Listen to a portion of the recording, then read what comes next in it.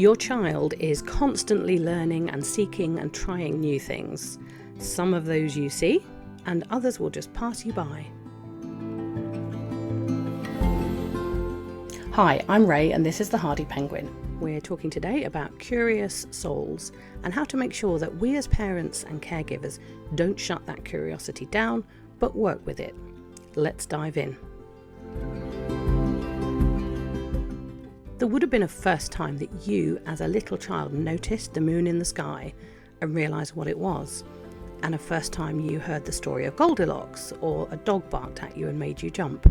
Now, you may not remember these moments, but I wonder, do you remember noticing them in your child's life? Life is full of questions and wonder, and no more so than for little ones. It does us good to remember that we only know what we know, and little children know very little.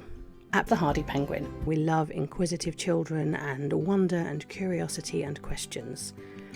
But sometimes children don't think they're allowed to ask questions. In my very brief career working with early years children, I remember talking to a young girl on the playground one day, and we were talking about something like clouds.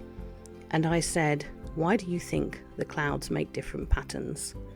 And her answer absolutely stalled me. She simply looked at me and said, "Because they do," and she shrugged. Now, I believe the only place she would have heard that kind of a response would have been her caregivers. When we respond by saying, "because they do," or "because it is," we basically shut our child's curiosity down and say that it isn't welcome, and we miss out on opening up a curious mind. Whatever the situation is, we want to encourage you to do this. When your child asks a question, stop and listen, and please don't brush it aside with answers like, "because it is." So, how do we go about this? Number one, let them actually ask the question. Okay, we know this is sometimes incredibly challenging.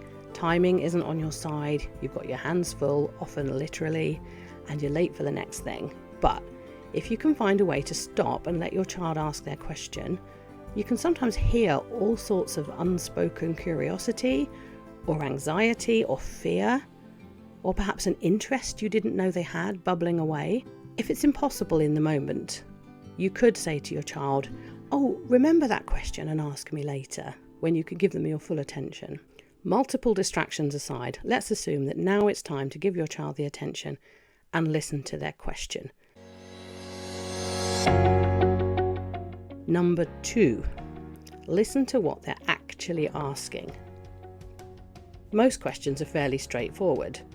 Why is Peppa Pig so bossy? Why are leaves green? But some questions are a bit more left field, like, do penguins have belly buttons?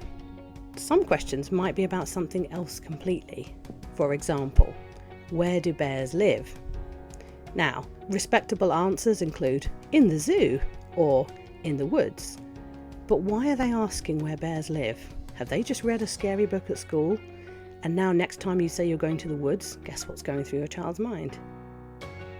So, number three, ask your child a question in return. What do you think? Or, what made you ask that? Your child may have a really intuitive answer or a really bonkers creative answer, or they may genuinely have no idea. Equally, they may not know why they're asking the question, so you could dig a little bit further. Or they may know exactly why they're asking. We read Goldilocks at school and it frightened me. Number four, help them find their own answer. You could get a notebook and encourage them to write down their big questions, or you could write their questions down for them if the time isn't right. This way your child feels heard and that their questions are important, and then maybe later in the day you can ask your spouse or a grandparent or the internet. You could look up the answer together. Let them search about a bit, safely of course, especially if it's online. You could take them to your local library and help them learn how to use reference sources like encyclopedias. Number five, see if it leads elsewhere. Leaves are green because photosynthesis. Okay, so you could leave it there, or you could dig further into that, because what does that really mean? Bears live in the woods in these countries. We don't have bears here in the UK. Here is a map of where bears live and the different types of bear. Aren't they beautiful? Yes, they're big, but did you know they mostly eat berries? Yes, polar bears live at the North Pole. Let's see what else lives at the North Pole, etc., etc. To see more from the hardy penguin, please do subscribe. It really helps us to build up our viewer base, helps more parents and caregivers to play with their little ones, get creative and get connected.